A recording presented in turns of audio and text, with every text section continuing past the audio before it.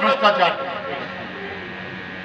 और शिवराज सिंह चौहान, उनका मुख्यमंत्री निवास तो भ्रष्टाचार की गंगोत्री था, वहीं से भ्रष्टाचार पैदा होता था, पूरे मध्य प्रदेश में नीचे तक जाता था। अगर कांग्रेस के पास 2 नंबर का पैसा होता, भ्रष्टाचार का होता, तो कांग्रेस नहीं कह देती कि 35 वहां से मिल रहे हैं, 45 हमारे पास से ले लो, लेकिन मत जाओ। लेकिन कांग्रेस के पास पैसा था ही नहीं। कांग्रेस ने कभी इस तरह की कमाई नहीं की। ठीक है, छोटा मोटा भ्रष्टाचार होता होगा, जनप्रतिनिधि करते होंगे। ₹100 की पूंजी हमारे पास। मध्य प्रदेश में 22 विधायकों को खरीदा गया 35-35 करोड़ में। इसके अलावा लोगों को 50-50 करोड़ दिए गए थे, विधायकों को 35-35 करोड़। इसके अलावा बेंगलोर में विधायकों को रखा गया 7 स्टार होटल रिसोर्ट में, जहां एक कमरे का प्रतिदिन का किराया 20,000, 25,000, 30,000। आरएसएस का लोकतंत्र में बिल्कुल विश्वास नहीं है। वो तो लोकतांत्रिक प्रक्रिया जो संविधान भारत का बना है, उसमें जो चुनाव होते हैं, उसमें शामिल होकर इसको एक दिन कैप्चर करना चाहते हैं। जिस दिन संसद में 3/4 इनका बहुमत हो गया, जिस दिन आधे से ज्यादा विधानसभाओं में इनका बहुमत हो गया, मैं आपको बता रहा हूं, ये संविधान को खत्म कर देंगे। एक पार्टी का राज कर देंगे, जैसे चीन में है, उत्तर कोरिया में है, रूस में है, कई देशों में है। एक ही पार्टी राज करेगी और उनका असली उद्देश्य तो लोकतंत्र की हत्या करना है, लोकतंत्र समाप्त करना है। अभी तो लोकतंत्र का अपहरण किया है। इसलिए मेरा अनुरोध है कि आपके हाथ में एक ऐतिहासिक मौका आया है। भारत में पहली बार ऐसी स्थिति बनी है, जिन सीटों पर उपचुनाव होना है, उनमें अगर जनता भारतीय जनता पार्टी को करारा जवाब देती है, अगर बुरी तरह हराती है, तो ये संदेश जाएगा पूरे देश में और पूरे विश्व में कि अब जनता लेन देन से सरकार को गिराना और बनाना बर्दाश्त नहीं करेगी। आइंदा को भविष्य में कोई भी विधायक, कोई भी सांसद बिकने की हिम्मत नहीं करेगा।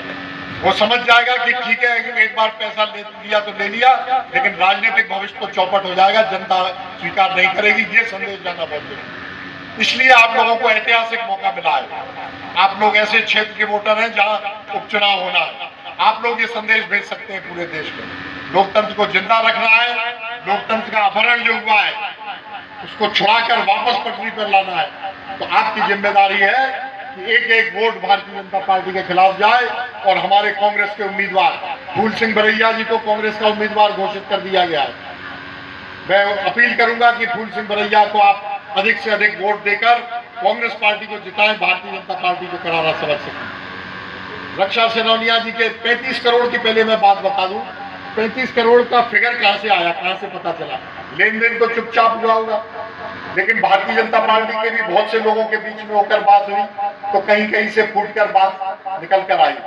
इसके अलावा अपने क्षेत्र में तो सीधी सीधी बात मैं आपको बताऊं, 5 मार्च इसी साल 5 मार्च को डॉक्टर संतराम सिरोनिया, रक्षा सिरोनिया जी के पति संतराम सिरोनिया जी ने अपने फेसबुक पर पोस्ट डाली।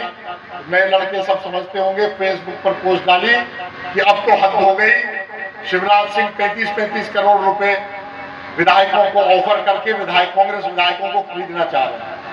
संतराम सिरोनिया ने पोस्ट डाली और 9 मार्च को हवाई जहाज में बैठ के चले गए भोपाल और भोपाल से बेंगलोर। इसका क्या मतलब है? इसका मतलब 35 करोड़ उनको ऑफर हुए होंगे। और या तो उनने पोस्ट इसलिए डाली कि और ब्लैकमेल करें, रेड बढ़वाएं, सौदा चल रहा होगा, कोई ना कोई बात तो है। 35 करोड़ का फिगर उनने कैसे डाला? आपके पास होगी वो पोस्ट, ये अभी दिखा देंगे, स्क्रीनशॉट इनने लिया था। हालांकि बाद में उनने संतराम सिरोनिया जी ने उस पोस्ट को मिटा दिया। जब बेंगलोर चले गए उसके बाद उनको ध्यान आया तो 5 मार्च की अपनी पोस्ट को मिटा दिया था, लेकिन स्क्रीनशॉट ले लिया लोगों ने। तो इससे स्पष्ट है कि बड़े स्तर का सौदा हुआ है, 35 करोड़ या उससे ऊपर का, छोटे स्तर का नहीं। अब संतराम सिरोनिया जी पांव छूने में बहुत माहिर है, जमीन पर लेट जाएंगे, साष्टांग हो जाएंगे। रामचरितमानस में भी एक दोहा है, मैं भूल गया, कि जो धूर्त होता है वो ज्यादा दबता है, यानी ज्यादा झुकता है, इसलिए उससे सावधान रहना चाहिए। जो जरूरत से ज्यादा झुके, ठीक है, आपको सम्मान देना है, किसी का पांव छूना है, आप हाथ नीचे करके और सर पे लगा लो, सम्मान तो ऐसे ही होता है। लेटने की क्या जरूरत है? जब एक्स्ट्रा कोई कर रहा है, समझ लो वो धूर्त है, कोई ना कोई बदमाश है।